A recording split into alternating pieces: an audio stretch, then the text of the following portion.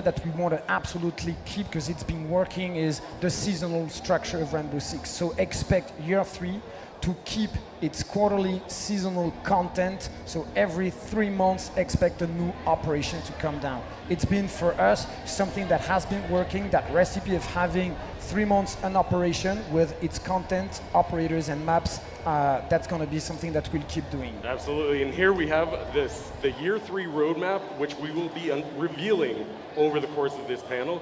Obviously for season 1, we just saw a little sneak peek at what season 1 entails. So Alex, could you please break it down and let's take another look at that year 3 season 1 asset.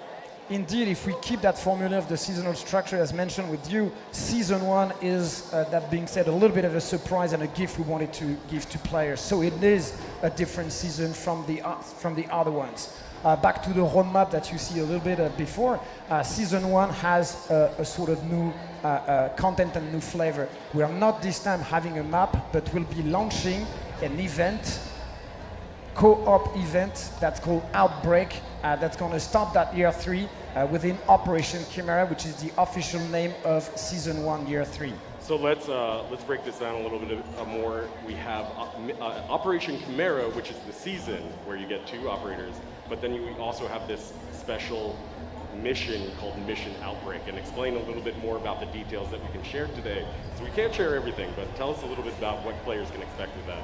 Indeed, we're launching the year Operation Chimera with 2 operators, and those 2 operators have a special expertise. They are experts in biohazard threats. So this time, and expect to have a little spin and a little new fantasy that we're bringing with those 2 operators.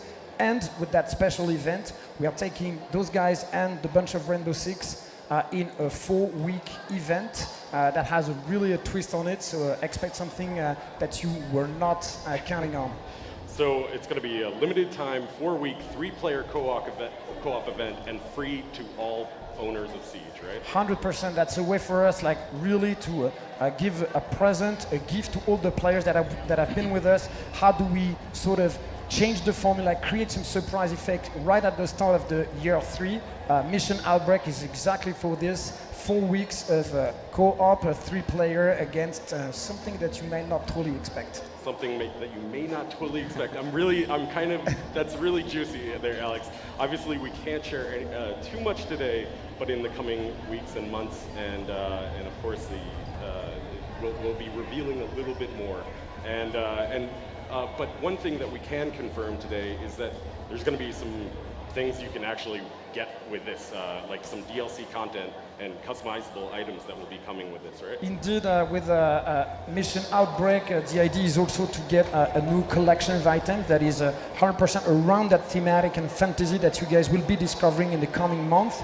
So keeping the philosophy that's been ours overall, people will be rewarded as well as they can have access to that new collection. It's the first one that we're launching, so it's going to be an exciting first season for year 3. And when's the full reveal going to be?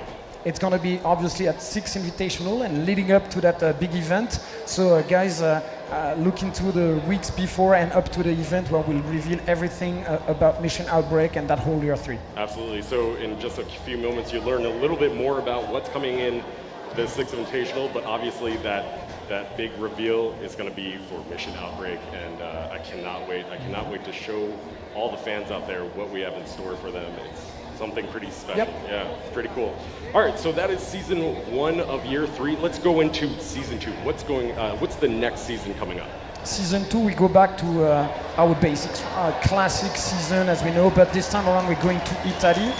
We've had a year 2 that was very intense, going to Asia several times, and we wanted to go back to our roots, sort of. So we're going to go to Italy with 2 operators from the GIS. I'm very excited to share when it's going to be the time, the thematic of the map and everything that we've chosen, because it's really exciting and really different from what we did in the past. Yeah, absolutely, and something so season 1 is something completely different, something that players won't be expecting really. And then season 2, a little bit more traditional, 2 operators, 1 map in Italy with Italian operators. Absolutely. Which is really cool. Great. Now, season 3. Season 3 is somewhere a hybrid between a classic season and something we wanted to achieve, which is a hybrid season where you do have two operators with two different nationalities. But the main difference with the classic season is the fact that this time around we are doing a map rework. So map rework is, for us as a philosophy from a dev team, is looking at year 3 and beyond. It's time for us to look at the content that is growing and growing and make sure that we cater to that content, take care of that content, make sure it's as good as possible. So rework is going to be the first step of that philosophy, where we're taking one map out of the rotation, a map that you guys know, and we are completely reworking it. From level design to art, the idea is to reintroduce that map after in a full season, so that people have a totally new experience with that map. And just to be clear, that map is going to have the same kind of atmosphere and the things that you love about that map. It's just going to take away some of those bad things and rework some of the angles, maybe some of the pathways and destructibility, and also some of the bomb sites. So a lot of those things that a lot of players that will provide us feedback on, we're actually going to be implementing this. Yeah, and it's also the possibility for us to take an environment that's familiar, where obviously we're changing some of the level design, but also tell a new story through art and design. What if House is now set in Christmas? What if Hereford is at a different time period, or has had a new extension in the building? So that's really how we can also tell the story through map and environments with this. And I think it's a pretty exciting idea to take some of the elements that we know and turn them a little bit upside down. Absolutely, and I mean, map knowledge is one of the most important things in Rainbow Six Siege.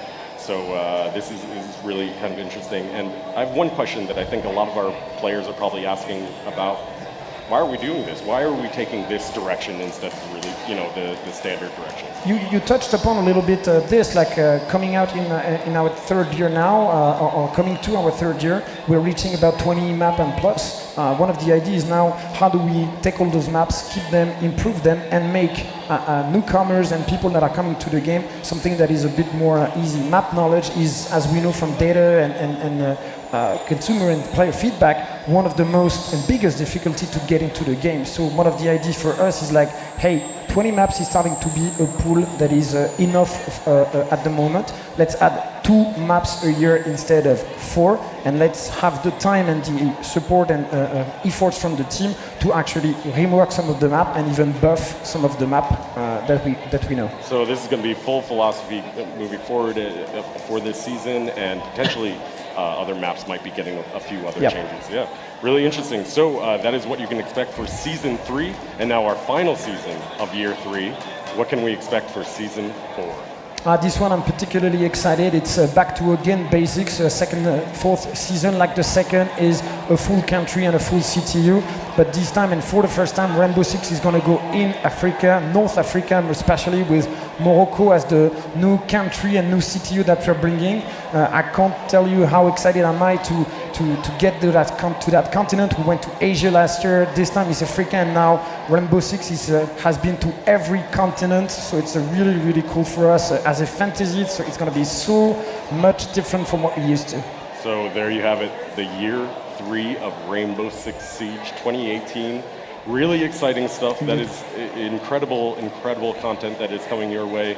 We, of course, start the year with Operation Chimera with Mission Outbreak, and then we move on to Italy with a traditional season, 2 operators, new map, and then we also have a new change where it's an additional operator for UK and America, and then also a map rework, which is going to be interesting.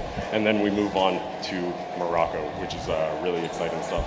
Obviously, this is going to be one of the biggest years for Rainbow Six Siege. New things, new kinds of experiments that we're actually going to be implementing, and you'll be able to learn all about, of course, Mission Outbreak and Operation Chimera at the Six Invitational, and you do not want to miss that. And of course, there will be another Year 3 pass available in mid-December, which is really cool. So more details will come on that in the future. So once again, this panel is in 2 parts, as I mentioned earlier. And speaking of the Six Invitational, we will be moving on to that next. Alex, Year 2 Six Invitational, or Year 3 Six Invitational, our second Six Invitational in 2018, February 13th to 16th, 18th. Sorry, February 13th to 18th Yep. in Montreal. Again, it's going to be one of the biggest events of the year. Tell us a little bit about what players can expect. Yep.